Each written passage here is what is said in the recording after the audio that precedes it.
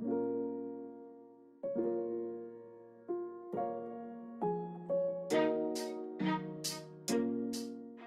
this will be the second lecture from chapter 21. So we'll just continue looking at reactions of the derivatives of carboxylic acids. So in this lecture, we'll look at how to make anhydrides, look at the reactions they undergo, look at how to make esters, and look at the reactions that they undergo. Okay, so for synthesis of anhydrides, we've already looked at them in the previous lecture. So if you take an acid chloride with a carboxylic acid, right, then you lose HCl, and then attach the carboxylic acid in its place. So you would make that anhydride. Or if you reacted it with the conjugate base of the carboxylic acid, then you lose KCl, and you just attach everything else in the place of the chlorine. So you would make that anhydride. So it's also possible to make anhydrides just by heating two carboxylic acids, right? In which case you can lose a molecule of water.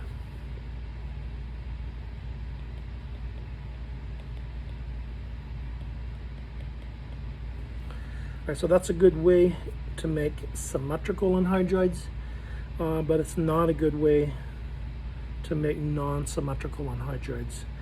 So for example, if you tried to do this reaction, taking butanoic acid and acetic acid, and your goal was to make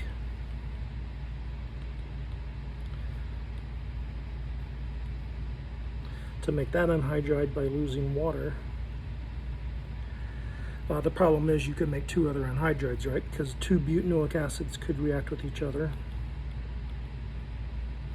or two acetic acids could react with each other.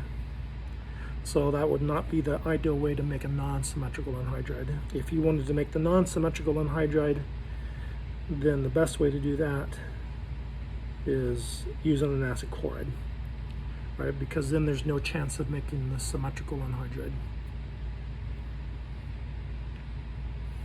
Okay, but heating two carboxylic acids to make an anhydride works particularly well if you can make a cyclic anhydride. So in this case, if you have this dicarboxylic acid, then it can easily react with each other to lose a molecule of water, because those two carboxylic acids are forced to be in close proximity to each other. So there's less entropic cost to that. Right. Furthermore, one molecule becomes two molecules. So entropically, that's favorable. Okay, so once you have anhydrides, then the reactions that they undergo. So we looked at this in previous chapter, but we didn't really go through the mechanism. So the mechanism is identical to acid chlorides, right? Nucleophile attacks, and then you break the double bond, and then you remake the double bond and kick off the leaving group.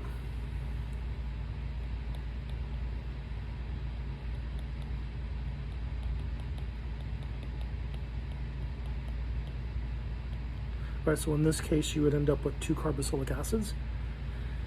So a way to think about the reaction, again, this is not the mechanism, is this attacks here and kicks this off. Right, that's not the mechanism, so if I ask you for the mechanism on a test, don't do that, because I will count off.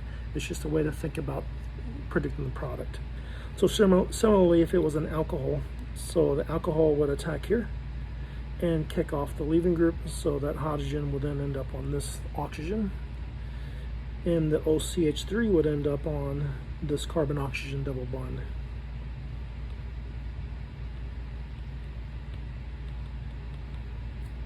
So you would make that, and again, carboxylic acid as your leaving group.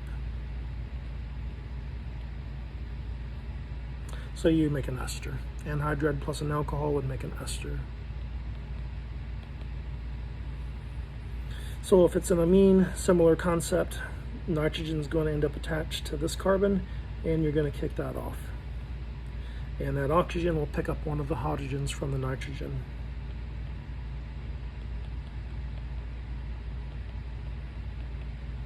All right, so you'd make that amide. And then one of the hydrogens on nitrogen is now on the oxygen, of the carboxylate leaving group. Okay, so this is fine if that's a symmetrical anhydride, but if it's a non-symmetrical anhydride, then it's more complex than that, right? Because if it's non-symmetrical, nitrogen could react here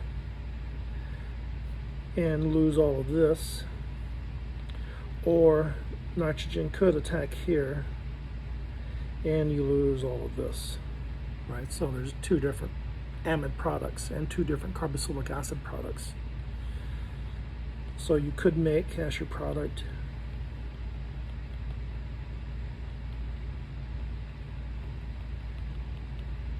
that plus that carboxylic acid product, or you could make, if the amide attacks the other carbon-oxygen double bond, then that would be your carboxylic acid product.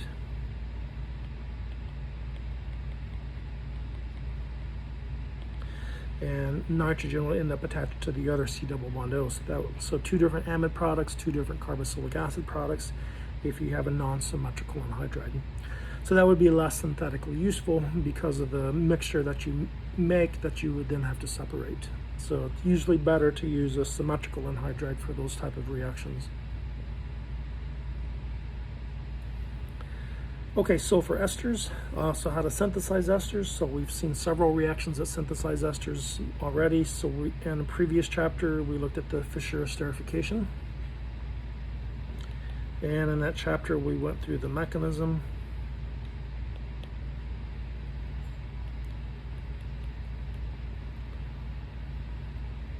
Or acid chloride. So we looked at this in the previous lecture, including the mechanism.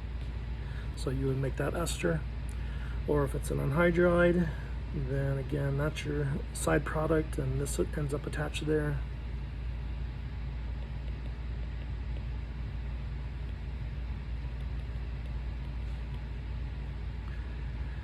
And in the previous chapter, the aldehyde ketone chapter, we looked at this reaction. If you remember that, if you take a ketone with a peroxy acid, the Baeyer-Villiger oxidation, then that oxygen would insert between the carbon oxygen and the more substituted carbon. And we looked at carboxylic acids, chapter 20, with diazomethane.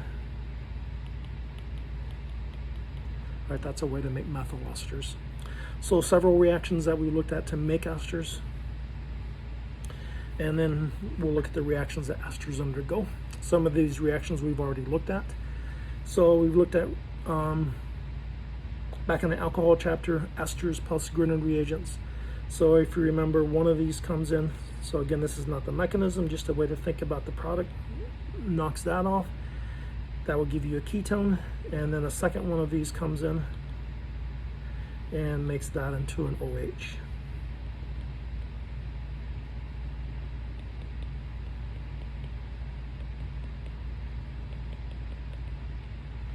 Right, so you would make that tertiary alcohol because two equivalents of Grignard reagent would react.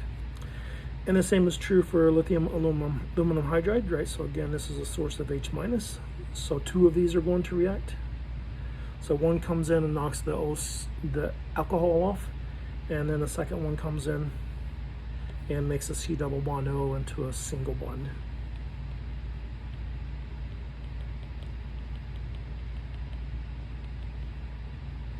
Right, so you would make the alcohol leaving group plus the primary alcohol from the C double bond O portion of the molecule. Okay, so that's old reactions that we looked at. So we'll look at a few new reactions in this chapter of esters. So one is simply their hydrolysis. So if you take an ester with water, then we've mentioned before, you make a carboxylic acid. But we haven't looked at the mechanism. So how does this reaction work? So does it work? So does this end up attached here and this hydrogen ends up there?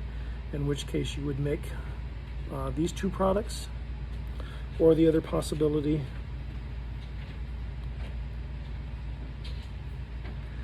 would be, does the water,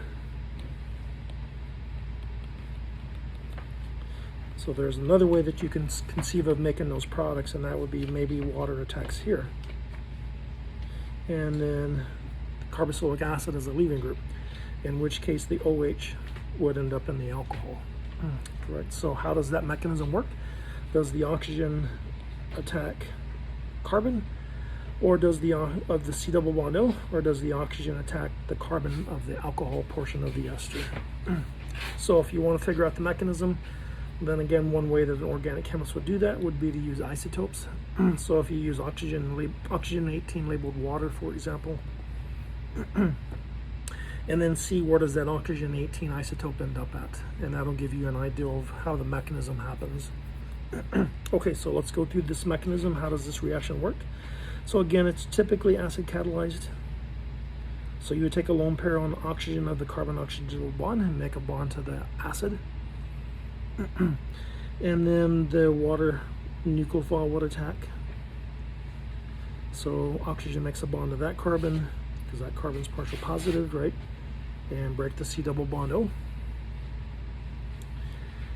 So that gives you this, and then we're going to lose a hydrogen from this oxygen. So you get a lone pair back on that oxygen. So a lot of this mechanism is just moving a hydrogen around, losing a hydrogen, picking up a hydrogen, losing a hydrogen, picking up a hydrogen. So we lost a hydrogen there. The next step, we're going to pick up a hydrogen. So the oxygen of the alcohol picks up a hydrogen. And now you have a potential leaving group here, right? So now you have a leaving group. Alcohol could come also as a leaving group. And so now you have two ways that you can make that happen. So you could either take a lone pair of electrons on this oxygen and make a double bond, and then that would kick off this alcohol. So that will give you this. So then the isotope would end up in the OH of a carboxylic acid. Or the other alternative would be you could take a lone pair, not from there, sorry. Or you could take a lone pair on this oxygen, make a carbon-oxygen double bond, and kick off the alcohol. And that would give you this possibility. So let's call this the green pathway, and this the pink pathway. So because you have two OHs, either one of them could become the C double bond O to kick off the alcohol.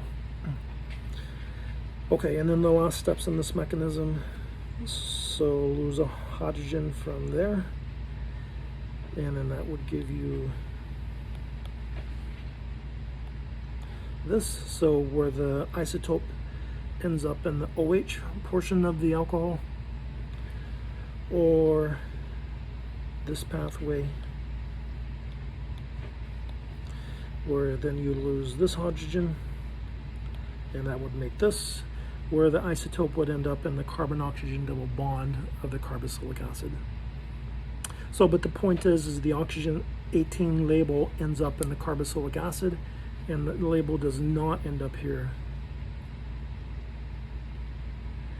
So that tells you that the water molecule attacked the carbon-oxygen double bond, and it did not attack the carbon of the alcohol portion of the ester, because then the isotope would end up in the alcohol molecule and not in the carboxylic acid.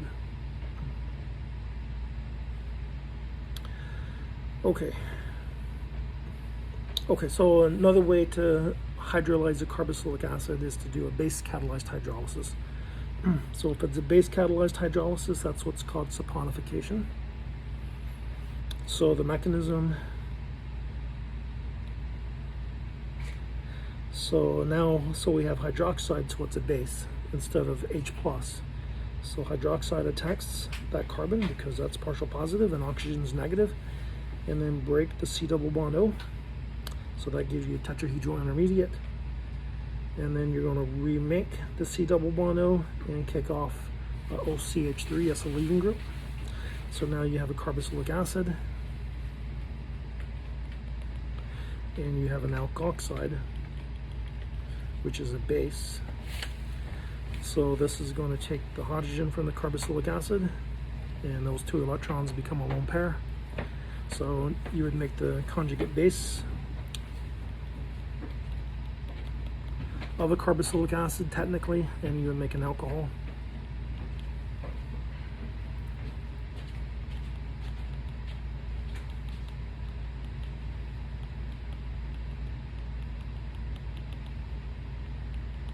So if you actually wanted the carboxylic acid, then you would have to neutralize the pH, right? You would have to add a little bit of acid, H plus, Cl minus, for example, to stick the hydrogen back onto that oxygen so that you have the carboxylic acid.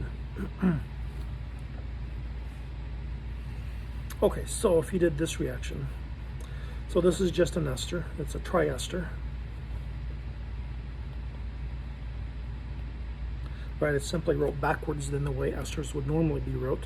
Right, normally they would be wrote so that you have the alcohol portion on the right side of the carbon-oxygen double bond. Here it's just on the left side of the carbon-oxygen double bond. So that's a triester called a triglyceride.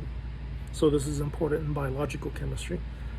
But if you take a triester, which you could isolate from fats, and you did a saponification with it, so if you react it with hydroxide, then basically this is just a nucleophile. You would just attack here. This is not the mechanism, it's just a way to think about the reaction, right? That attacks there, kicks that off. Another equivalent would react here and kick that off. And another equivalent, so you would need 3 equivalents of hydroxide, would react here and kick that off. So that would give you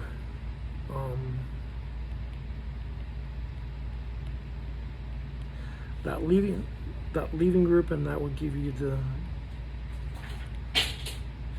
3 of these carboxylic acids, right? And then that would take a proton off of each of the carboxylic acids.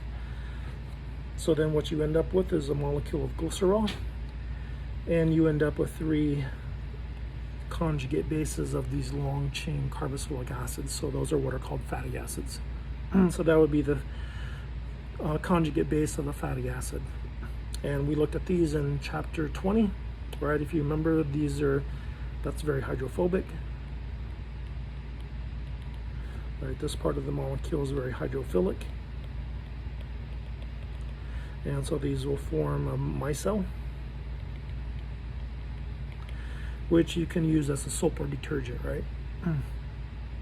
So this base hydrolysis of a fatty acid basically gives you a soap, and that's what saponification means. It's just Latin for soap.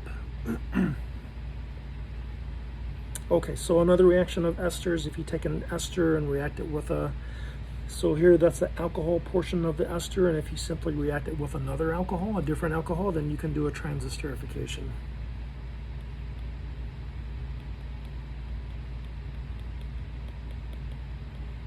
Right, so then this alcohol can basically come in and substitute for this alcohol.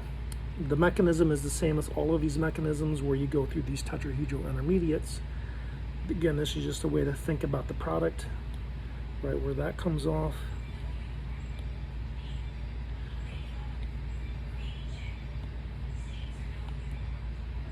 Whoa, we don't want to do that. And then you lose that. We don't want to do that.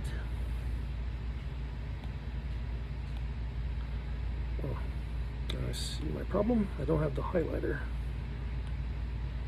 That's what I want. Right, you lose that, you lose that. So you lose a molecule of methanol.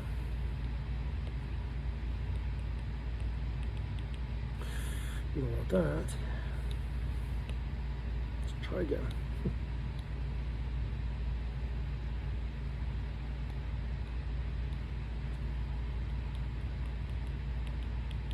Right, so you use methanol, and then the ethanol substitutes for the methanol, so you make the ethyl ester instead. So that's a transesterification. So again, the basic mechanism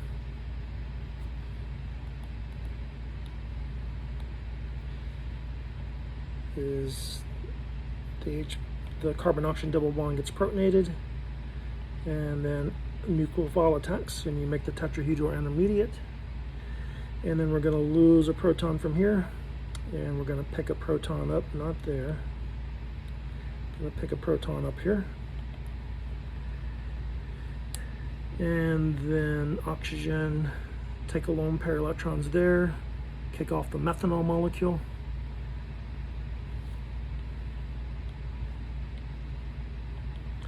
And then lose hydrogen, right? So same mechanism as we've looked at several times in this this chapter already.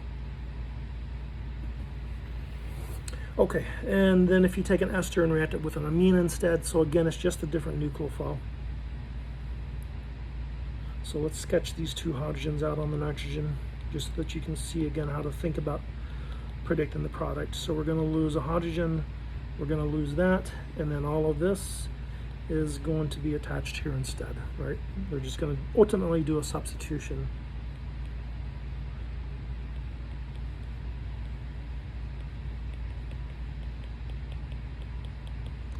So you would make that amide, and you would have a methanol side product. Okay, so those are your reactions of esters. So this is an ester, a cyclic ester, right? If you remember, cyclic esters are called lactones. So let's just review some of these reactions of esters. So if it's a lithium aluminum hydride, then again, two of these attack. One of them opens that up, and one of them makes this a C double bond O. Or not, makes it a CO single bond, right? Alcohol.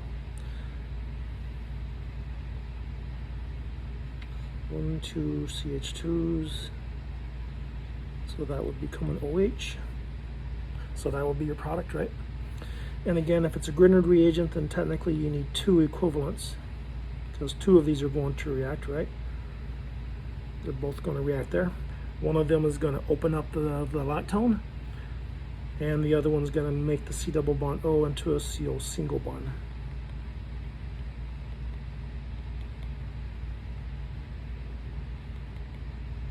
So that would be your product. And if it's alcohol, then only one of these reacts, right? One of these reacts here and opens up the lactone. So now that nucleophile would be attached to the C double bond O, and you would make that. So that's a transesterification, right? Or now you have that alcohol substituted for that alcohol. Or if it's an amine, similarly, only thing that happens is that attacks and opens up the ester bond.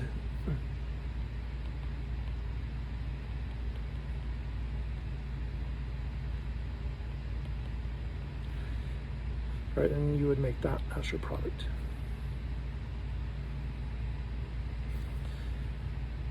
Right, so one of those hydrogens on nitrogen ended up on the oxygen of the ester when that ring opened up. Okay, that's your reactions of anhydrides and esters.